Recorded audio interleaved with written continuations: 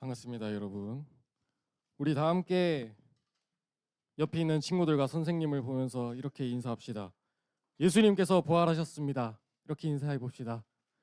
예수님께서 부활하셨습니다. 예수님께서 부활하셨습니다. 오늘은 예수님이 부활하신 부활주일입니다. 교회는 6개의 절기가 있습니다. 자, 절기 첫 번째 시작하는 거 뭔지 아는 친구? 아쉽게도 아닙니다. 교회 달력의 시작 모르나요, 여러분? 자, 교회 달력의 시작은 대림절입니다. 대림절. 자, 대림절 다음 뭐죠? 성탄절이죠. 성탄절. 성탄절 다음은 주연절이라고 합니다. 주연절은 뭐냐? 예수님이 땅에 오셔서 처음으로 사람들 앞에 모습을 나타내신 것을 기념하는 절기 주연절. 그 다음이 우리가 지금까지 시켰던 사순절이죠. 사순절. 사순절 다음은 그죠, 오늘 부활절. 부활절 다음은 성령 강림절. 이렇게 6개 교회의 절기가 크게 있어요. 이 6개의 절기 중에서도 가장 중요한 절기가 무엇일까요, 여러분? 오늘이 무슨 날이죠? 그죠, 부활절. 부활절이 가장 중요하다고 볼 수 있습니다. 그런데 안타깝게도 교회 다니면서도 이 부활에 대한 믿음이 없는 사람들이 은근히 많이 있습니다. 전도사님이 예수는 역사다라는 책과 영화로 유명한 리스트 로벨이라는 사람을 소개하려고 합니다. 우연히 어디서 봤어요? 리액션이 좋아요. 아주 좋습니다. 이 리스트 로벨이라는 사람은 원래 철저한 무신론자였고 예일대학교 로스쿨에서 공부한 베테랑 저널리스트였습니다. 그런데 이 리스트로벨의 아내가 교회 다니기 시작하고 기독교인이 된 거예요. 그래서 이 무신론자였던 리스트로벨이 자신의 아내를 그 기독교에서 구출해내기 위해서 부활이 거짓이라는 것을 반증하는데 2년간의 시간을 모조리 다 쏟아부었습니다. 자료를 막 조사하고 부활이 거짓이라는 것을 밝혀내기 위해서 2년이라는 시간을 썼습니다. 그러나 2년여간의 조사 끝에 그는 예수의 부활이 역사적 사건이라는 것을 받아들이게 되고 예수님을 영접하게 됩니다. 그는 그 과정에서 예수의 부활이 역사적 사실이라는 것을 나타내는 증거를 여러 가지로 제시하는데 4가지 정도만 여러분에게 소개를 해드리려고 합니다. 여러분, 부활절이 영어로 뭐죠? 아까 우리 최성은 선생님이 말씀하셨죠. 이스터. 그렇죠, 이스터. 그래서 자, 이스터의 맨 앞 글자 E를 따서 여러분 E로 시작하는 단어 4가지로 설명을 해보겠습니다. 첫 번째 단어 혹시 발음할 수 있는 친구 있나요? 안타깝게도 없군요. 좀 어려운 단어죠. 자, execution이라는 살짝 콩글리시였는데 자, execution이라는 단어입니다. 처형이라는 뜻인데 완전한 죽음이다. 완전한 죽음. 예수님의 부활을 부정하는 사람들의 오해 중 하나는 예수님이 십자가에서 죽으셨던 게 아니라 예수님이 잠깐 기절을 했다라고 이렇게 주장을 하는 사람들이 있습니다. 기절한 예수님이 무덤 속에서 막 정신을 차리고 힘을 내서 무덤에서 막 돌문 치어가지고 도망쳤다고 주장을 합니다. 그러나 당시 로마에서 이 십자가 형벌에서 살아남은 사람은 단 한 명도 없었다고 합니다. 그리고 예수님이 죽었다는 사실을 성경 외에도 여러 고대 문서에서 기록되어 있다고 합니다. 또한 무신론자인 학자들 또한 예수님의 십자가 죽음에 대해서는 명확한 사실이다. 예수님은 십자가에서 죽으셨다. 이렇게 인정을 하고 있습니다. 예수님은 십자가에서 완전한 죽음을 경험하셨습니다. 자, 두 번째 단어. 자, 잘 아는 단어죠. 뭐죠? empty. empty. 비어 있다. 빈 무덤. 예수님의 무덤이 확실하게 비어 있었다는 것입니다. 예수님을 십자가에 못 박은 대제사장들과 바리새인들은 예수님이 죽으시고 무덤에 묻힌 후에 예수님께서 살아 계셨을 때 하셨던 말씀을 기억했습니다. 바로 예수님 자신이 십자가에서 죽고 다시 살아난다고 3번이나 말했던 거죠. 그래서 대제사장들이랑 바리새인들이 혹시 제자들이 예수님의 시체를 막 도둑질해 가지고 막 해가 놓고는 예수님 부활했다고 거짓말을 치지 않을까 이렇게 염려를 해서 빌라도를 찾아가서 무덤을 잘 지켜달라라고 부탁을 합니다. 그러자 빌라도가 무덤을 지키는 경비병들에게 돌을 임봉하고 무덤을 힘써서 지켜라 이렇게 말을 했습니다. 그런데 예수님이 부활했다는 소식이 들렸습니다. 대제사장들과 바리새인들이 당황하기 시작합니다. 이걸 어떻게 해야 되나, 일을 어찌해야 되나 고민을 하다가 예수님의 제자들이 시체를 도둑질에 갔다고 거짓말을 치자, 짜고 고스톱 치자 이렇게 말을 합니다. 예수님의 시체는 경비병들이 철저하게 지키고 있었기 때문에 절대 도둑질 맞을 수가 없는데 예수님의 대적자들조차도 예수님의 시체가 사라졌다는 것을 인정해버린 것입니다. 자, 3번째 단어. 좀 어렵죠. 자, 아이 위트니시스. 저도 좀 어렵네요. 자, 목격자라는 뜻입니다. 예수님은 부활하신 후에 40일 동안 사람들에게 나타나셨는데 적어도 11번 이상 나타나시면서 500여 명 이상의 사람들에게 자신의 모습을 드러내셨습니다. 한두 명만이 예수님의 모습을 본 게 아니라 500여 명의 사람들이 부활하신 예수님을 목격했기 때문에 그 부활을 본 증인들이 너무나 많다라는 것이죠. 마지막 4번째 단어, 많이 본 단어죠. 뭐죠? encourage. 용기를 북돋아주다라는 뜻.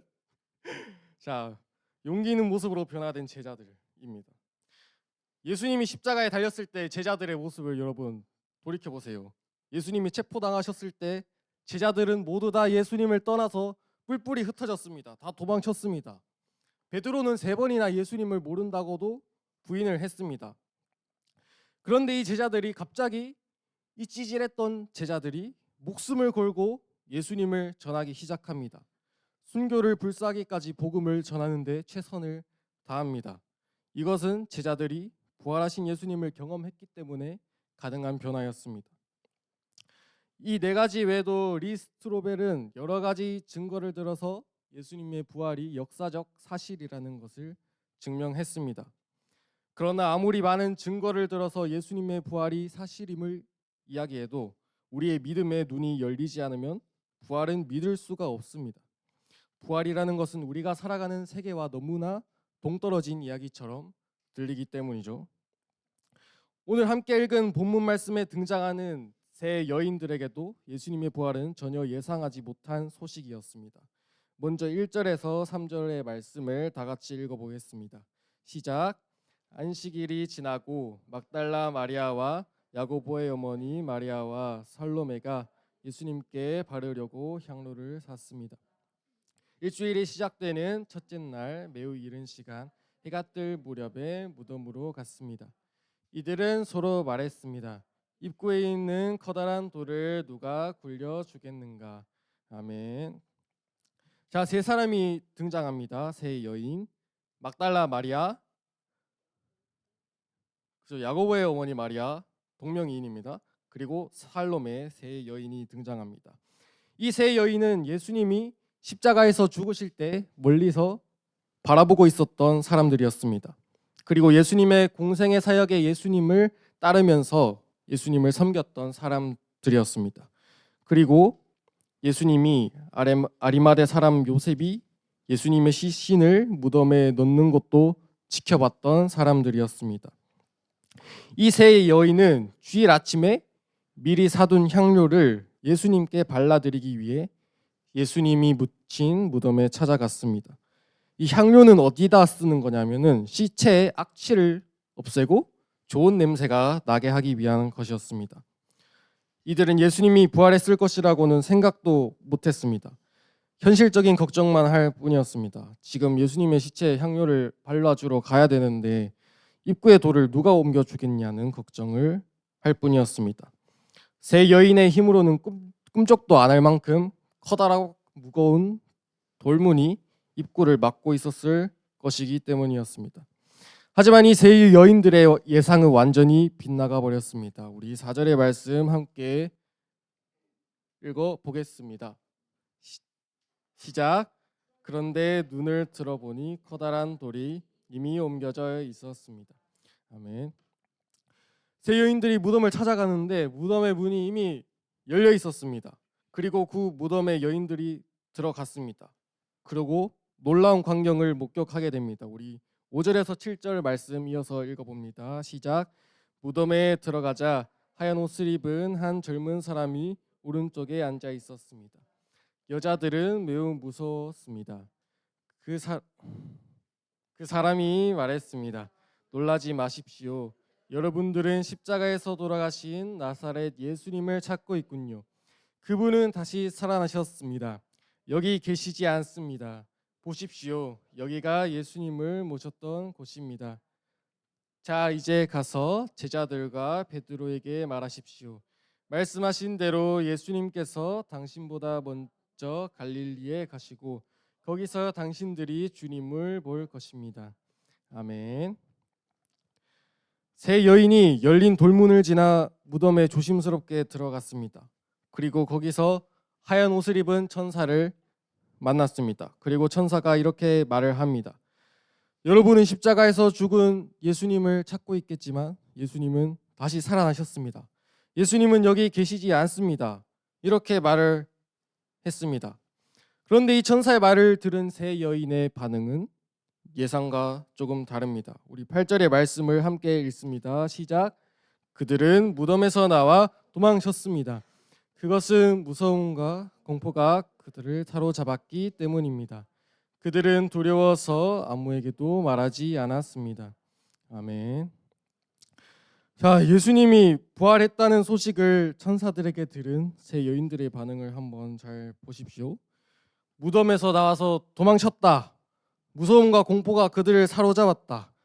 두려워서 아무에게도 말하지 않았다. 이렇게 말을 합니다. 굉장히 뜻밖의 반응을 보이죠.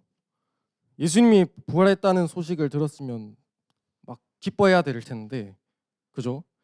와, 대박! 예수님이 부활했다고요? 진짜 언빌리버블 막 하면서 막 예수님이 부활했다고 막 전하고 막 다녀야 되는데 이 사람들은 무서워서 도망을 쳤다라고 합니다.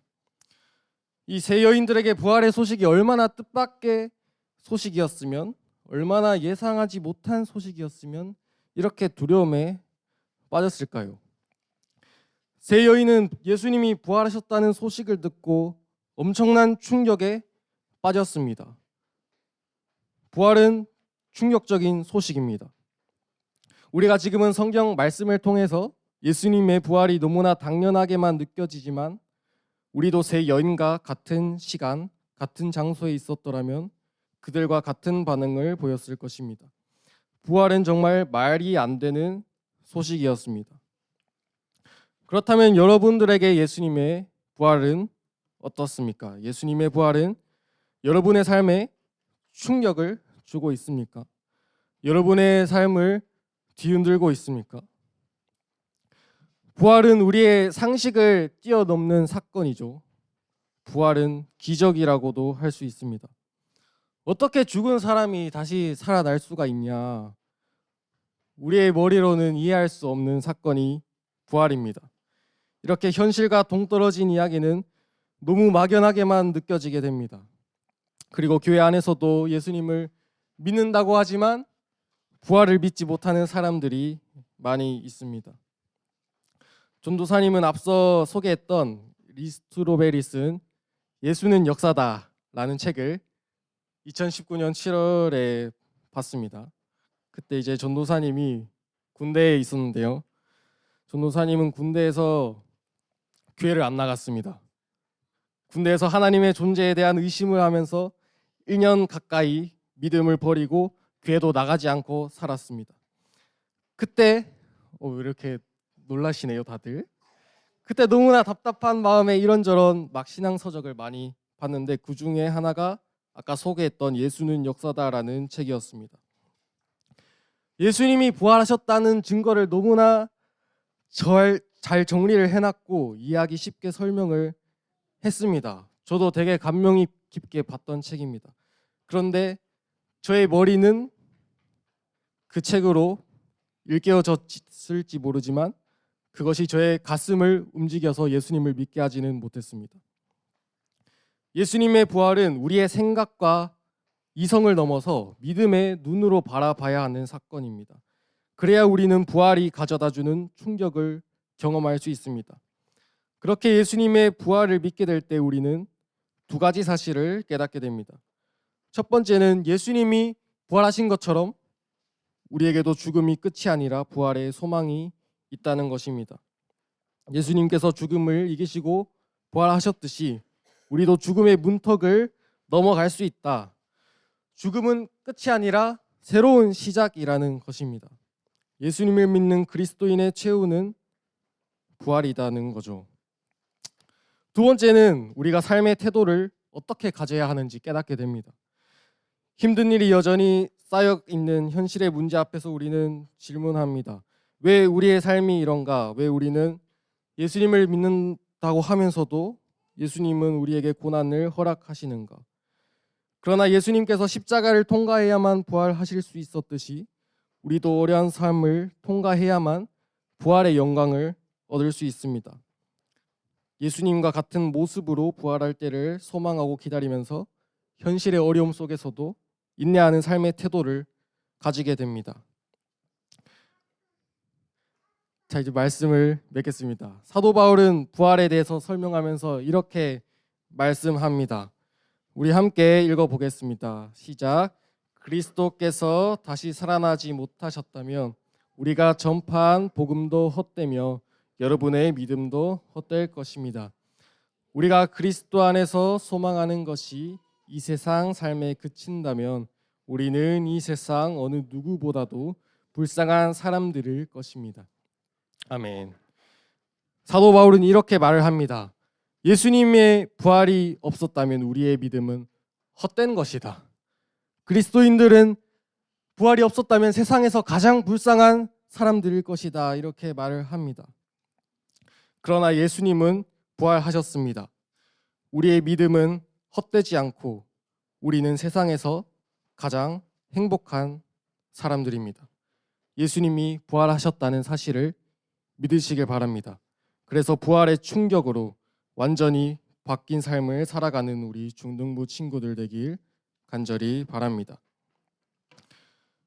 우리 오늘은 함께 부활을 선포하는 시간을 가지려고 하는데, 자,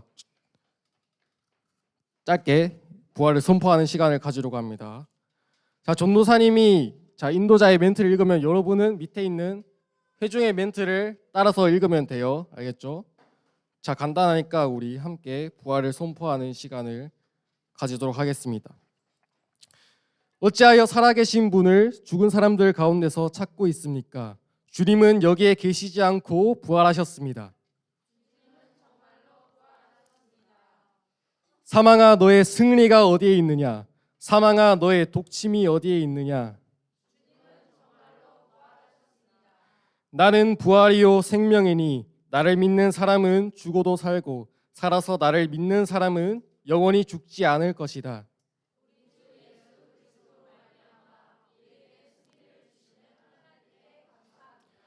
주님은 부활하셨습니다.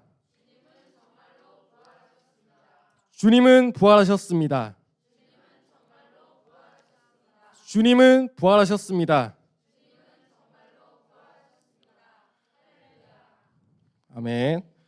우리 부활하신 예수님께 감사와 영광의 찬양을 함께 드리도록 하겠습니다.